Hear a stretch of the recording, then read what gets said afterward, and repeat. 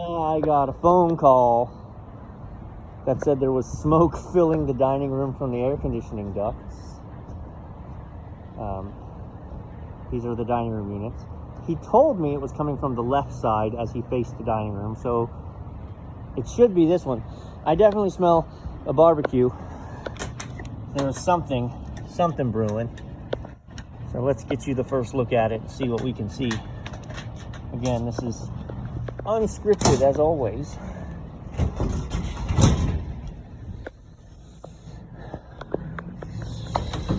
I don't smell it in this unit. I don't think it's this one. I had a fire in that unit a year ago. I have a video of it. The motor burnt down because we lost three-phase power. And so I actually had to put on a new disconnect. These units have this kind of disconnect on them. And it's three-phase power, so you got two legs of power. And that disconnect failed, and it was only letting two legs of power through. It burnt out my motor. Let's smell this. I don't smell burnt either side. Let's see. Also nothing.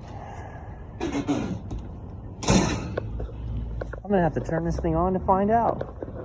Boo. All right, I'm gonna open up the electrical panel and see. Give me a second.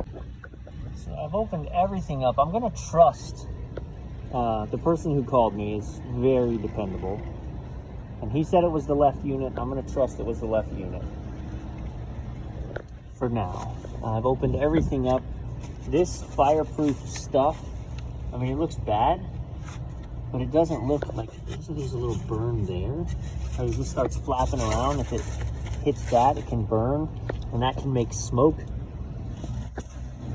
I've had to re-insulate these before. Maybe it. We're gonna fire it up and see. That's all we can do. Okay, so I just powered it on. Well, I actually power cycled it. Set it to heat and I power cycled it. So thermostat's got to wake up and then the heat should come on. While we're waiting, let us prepare. Meter.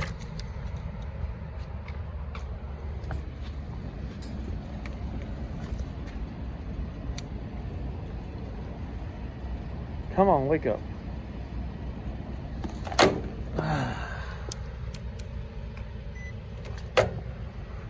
We'll jump it if we have to. Oh, I hear it. Okay, so heater started. This is interesting. Okay, so let's check this real quick. From common to W1, 24 volts, because that's our heat. How about from common to G? It's not calling for the fan. The fan's not on, but it's not calling. My initial gut is like, wait a minute, that fan motor has to run or this is gonna get way too hot and we're gonna trip out. But I also think there's a temperature sensor that keeps it from coming on before this is warm. So I'm gonna give it a second and see, yeah, these things are blazing now. And see if this fan motor kicks on. Part of the problem would be, there it goes. Okay, so that's not our problem. Yeah, look at that paper. You're not gonna hear anything, but look. See how it's raising up and touching the burner? Yeah, it's burning holes in it. You gotta re-insulate. That's not mechanical. It's not mechanical. There's the burn mark. This is flopping around like crazy, and it literally just started burning. Created smoke and then started heading down. I'm gonna pull the surveillance video and see how bad it was smoking. I'm gonna fire up the other unit quick and just make sure it's not that one. Yeah. Okay, so here's a big one. This is the heat exchanger, look at it. Doo-doo. Heat exchanger is bad. Once these seams break like that, so you're pumping in And this one on the back side is broken too. I can feel a little hole. So you're pumping a heater. The byproduct is you're heating the space. It's not its purpose. If you look at this as a mechanical purpose, we combust gas, we burn it through the tube, and then it leaves. That's it. We're creating a smokestack of heat. That's what we're doing. We're blowing all the heat out here. Well, the byproduct is as we blow air across those tubes, we are transferring some of that heat to inside. Well, the heat that comes out of here is substantially hotter than the ambient heat that you get off of this. So once you're pumping in the actual flame of heat into this box, which is what you're doing, you're gonna have issues because you're gonna overheat. You're actually gonna trip out on, eventually this is a sensor that gets too hot. So I don't like doing it because they say to test. So you can test a heat exchanger by just running a screwdriver across the seam. I'm not pushing, I'm just running it. And if it pokes in, then you had a problem. Well, what I don't like about that is if it pokes in, I know the concept is, well, it was going to break. But if it pokes in, the reality is I just poked a hole in it. So here's your perfect example. I'm dragging it, you see this? As I drag it, I can open that up.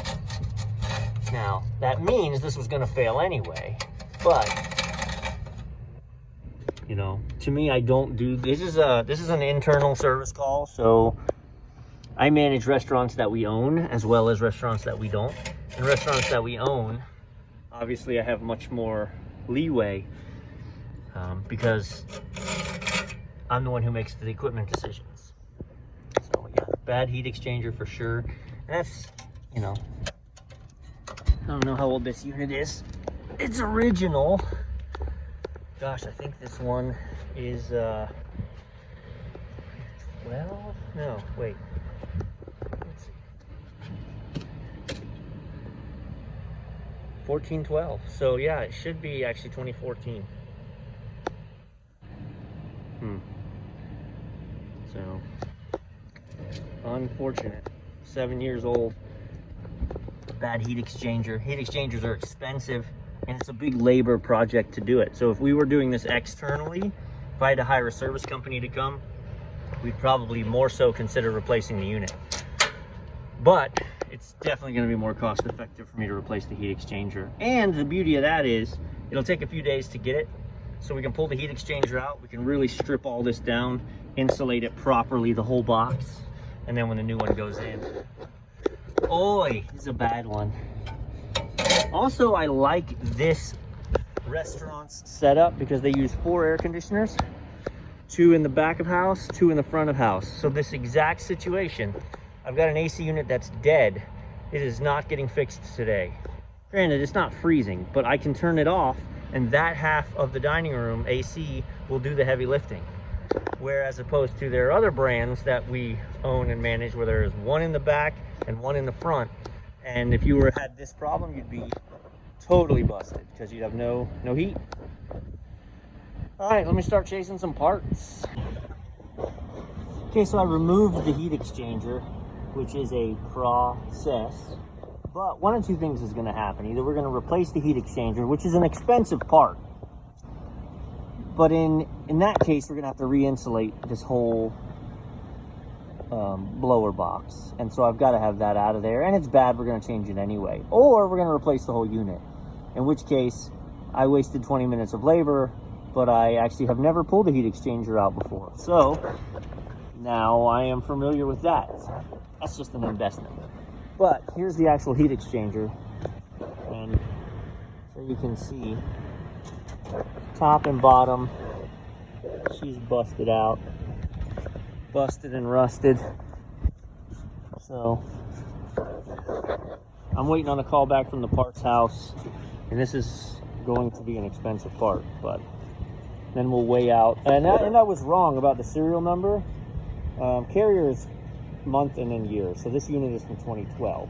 And you go, well, does that change anything? Yeah, it does to me. This unit's now 2 months away from, okay, so the 14th week, right? So you're talking about the 5th month, so May of 2012.